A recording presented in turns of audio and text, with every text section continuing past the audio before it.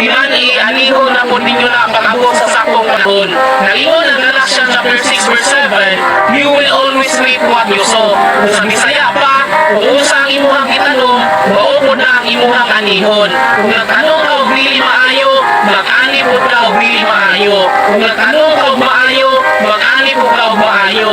Kaya always remember, walay santol na namunga og nangka.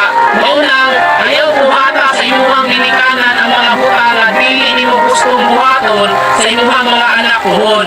Sugod karong adlaw, respeto ang higugma ang imuhang inahan, bahala yaw-yawan. Respeto ang higugma ang imuhang amahan, bahala permi kang kasapaan. Kaya ang ilahang himuha para na kuna sa imuhang kaugmaon o kaayuhan. Siguro dili pa nimo na masabtan karon, pero masabtan na nimo na pohon pag mahimo na kang ginikanan.